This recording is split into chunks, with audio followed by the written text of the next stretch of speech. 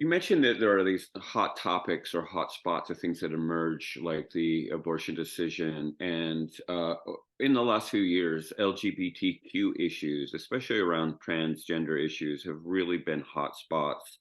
Is there a way to build into the research when you're collecting this data things that something that allows for this kind of change in the political landscape? Like, who would have guessed 5 years ago that drag queen story hours would have been a place where violence would have occurred? It's just sort of something new that popped up. And when we're designing our research and figuring out what data that we should look at, is there a way to allow for the fact that the political landscape changes and that, COVID lockdown was a big deal in 2020, drag queen story hours in 2022, who knows what in 2024? Is there a way to do the research that recognizes the fact that there are these things that just sort of pop up on the political landscape that become the flashpoints for political violence? So they pop up, but they do pop up in the sense that the topics change. And that's one of the things that has been something that's been a challenge for us in this Pacific Northwest project, in that the topics have changed. I mean, at first it was COVID and racial Black Lives Matter protests. And then that kind of morphed into, there was still things having to do with mask mandates and whatnot and vaccination. And then it kind of morphed into abortion related things. And then that kind of morphed, you're right, into LGBTQ issues, which is also gradually morphing into a almost anti-school issue as well. So I've watched that.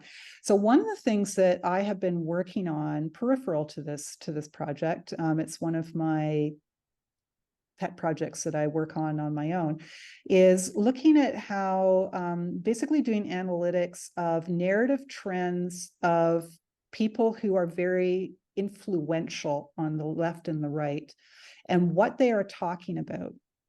So and how that basically it would be potentially related to temporal trends in violence related to those themes.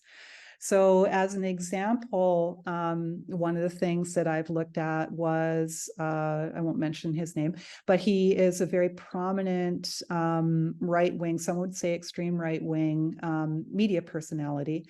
And I looked at the who had a show that was every evening.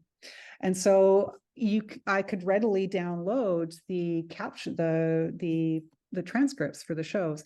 And one of the things that I've been working on is a tool that can take anything. So I, for example, was looking at the transcripts from his shows, but I could be looking at any corpus of text that comes from media, social media sources, whatever, and try to analyze the temporal changes in the narrative trends in that, and how that might be predictive of related violence on the ground. And getting back to the schools and the LGBTQ issues, what I have noticed, both from like a quantitative and a qualitative monitoring of what I see online, is that the rhetoric is really become quite violent related to that. And I am rather angst-ridden, actually, that there is going to be potentially an incident where an innocent teacher is shot because a parent feels that that teacher,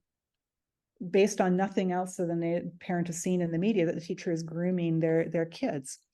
And so this is something that I'm increasingly becoming worried about, in fact. And I hope again, remember, just because something's likely doesn't mean it will happen.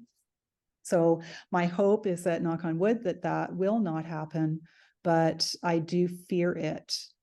Now, as to what the next cycle of things that may be inciting extremist violence, well, it could be definitely the 2024 election is a huge risk factor for what goes on there. And certainly associated with Trump's indictments, I saw an uptick in violent rhetoric on channels that I monitor. And it was very concerning.